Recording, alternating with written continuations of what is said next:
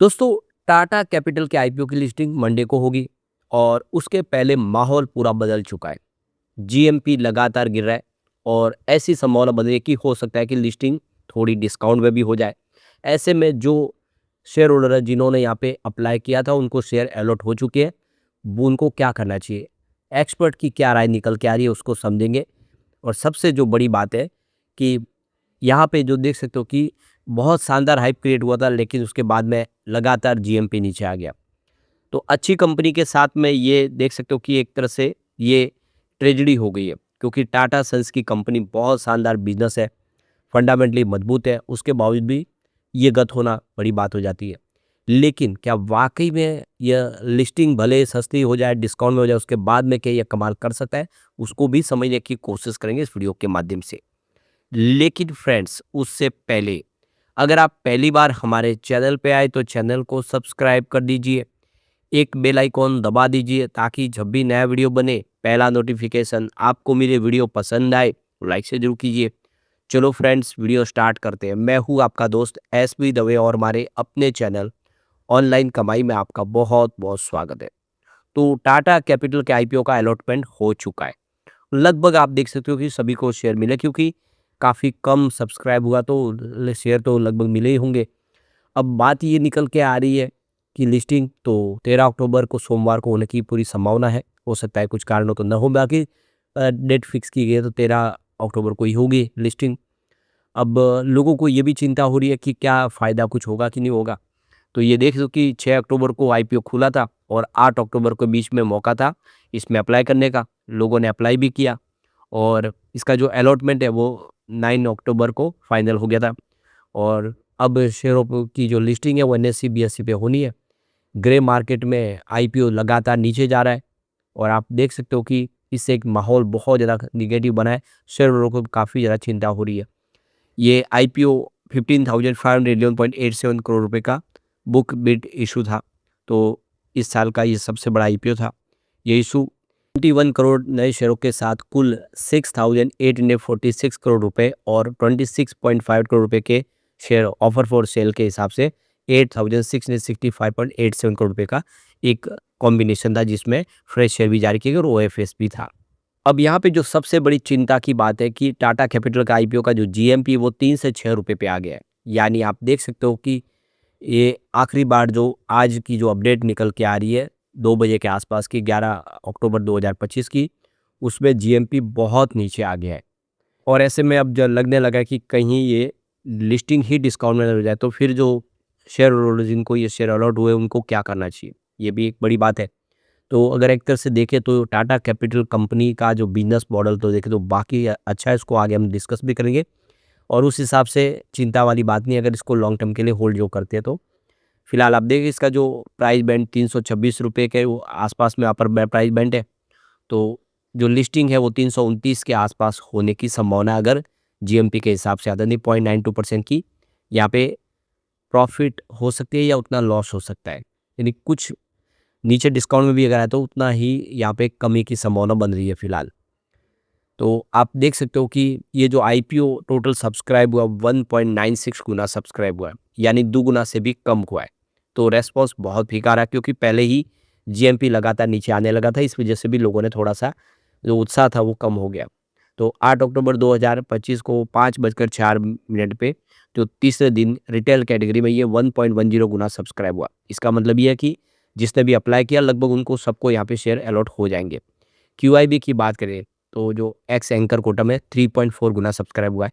यानी retail investor के मुकाबले अगर आप देखें तो जो क्वालिफाइड इंस्टीट्यूशनल बायर्स है उन्होंने इसमें भरोसा जताया, उन्होंने 3.5 गुना के आसपास इसमें निवेश किया। तो ये एक अच्छी बात है, क्योंकि वो तो काफ़ी अनुभवी होते हैं, उनके पास एक रिसर्च टीम होती है, वो रिसर्च करके बाद में ही इन्वेस्टमेंट के बारे में सोचते हैं। तो आप समझ सकते हो कि कंपनी के बिजनेस में उतनी कोई प्रॉब्लम नहीं है और आने वाले समय फ़ायदा भी हो सकता है अगर लिस्टिंग फ्लैट हो जाती है तो।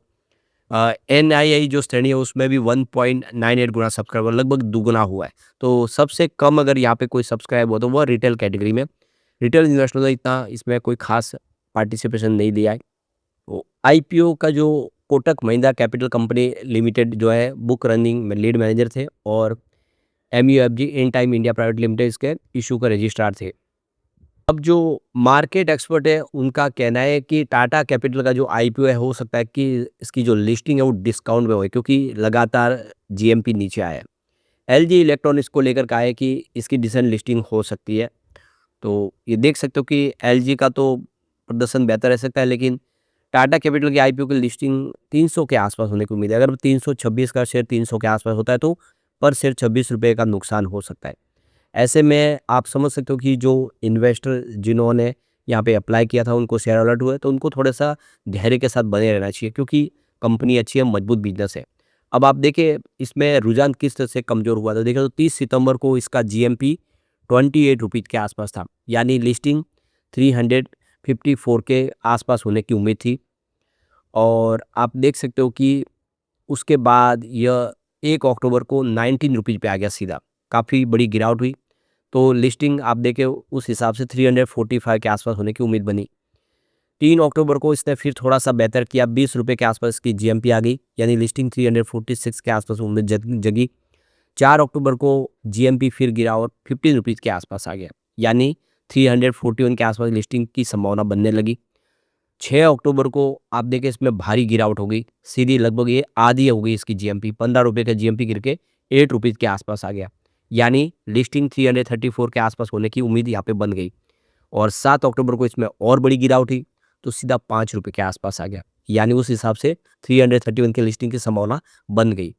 पर 8 अक्टूबर के दिन थोड़ा-सा अच्छा रहा क्योंकि ये फिर उछला और ₹7 पे चला गया। तो उससे आप समझ सकते हो कि इसकी लिस्टिंग फिर 333 के आसपास बनने की उम्मीद बनी। 8 अक्टूबर को यह थोड़ा-सा फिर पॉजिटिव तरीके से आगे बढ़ा और ₹7 पे चला गया जीएमपी, यानी लिस्टिंग 333 के आसपास होगी, ऐसी संभावना बनी। 9 अक्टूबर को अगर आप देखें तो भारी गिरावट हो गई। 9 अक्टूबर को सिर्फ जीएमपी ₹4 रह गया, 330 के आसपास लिस्टिंग की संभावना बनी 326 के आईपीओ की। 10 अक्टूबर को इसने फिर एक उछाल दिखाई, यानी ₹4 का जो जीएमपी था वो फिर से ₹7 हो गया। उम्मीद जगी कि कुछ बेहतर होगा, 333 के आसपास लिस्टिंग होगी, लेकिन 11 अक्टूबर को फिर से ये ₹6 के आसपास आया और अभी 3 से 6 के आसपास है। तो दबाव की स्थिति तो बनी हुई है, 332 के आसपास लिस्टिंग की संभावना यहाँ पे दिख रही है। तो ये समझ सकते हो कि जो रिटेल इन्वेस्टर है उनको अभी फ़िलहाल धैर्य के साथ बने रहना है, क्योंकि कंपनी का बिज़नेस अच्छा है। आप देख सकते हो इसमें आप अगर हम 2024-25 को एक बार देखें इसका, तो इंटरेस्ट जो अर्न किया कंपनी ने, आप देख लो कि 2024 में 16,366 करोड़ के आसपास है, जो 2025 में बढ़ के 25,720 करोड़ के आसपास पहुँचा। कंपनी की अदर इनकम 1,832 करोड़ के आसपास थी 2024 में, जो 2025 में 2,650 करोड़ तक पहुँची। और इसके अलावा ऑपरेटिंग एक्सपेंसेस देखें तो 3,346 करोड़ के आसपास था 2024 में, जो 25 में बढ़ के 5,592 करोड़ तक पहुंचा। अब कंपनी ने जो प्रोविजन रखा है वो 592 करोड़ के आसपास था 2024 में। 25 में इन्होंने 2,827 करोड़ का प्रोविजन रखा। प्रोविजन काफ़ी बड़ा रखा क्योंकि जी कंपनी का एनपीए फिर बढ़ गया। तो आप देख सकते हो कि प्रॉफिट आफ्टर टैक्स की बात करें तो 2024 में 3,327 करोड़ के आसपास था, जो 2025 में 3,655 करोड़ तक पहुंचा, यानी कंपनी का प्रॉफिट बढ़ा है पिछले एक साल में। ईपीएस 8.98 रुपीज़ के आसपास था, जो 2025 में 9.72 रुपये तक पहुंच गया। लेकिन प्रॉब्लम है कंपनी का एनपीए। तो देख सकते हो कि 2024 में ग्रॉस एनपीए 1.71% के आसपास था, जो 2025 में 2.33% तक पहुंच गया, यानी ग्रॉस एनपीए बढ़ चुका है। नेट एनपीए में भी जबरदस्त वृद्धि हुई है, 0.38% के आसपास था 2024 में, जो 2025 में 0.98% तक पहुंचा है और इसीलिए कंपनी को प्रोविजन बढ़ाना पड़ा है। तो ये थोड़ी सी चिंताजनक बात है। बाकी ओवरऑल कंपनी का प्रदर्शन और अच्छा है, कंपनी की मजबूत स्थिति है।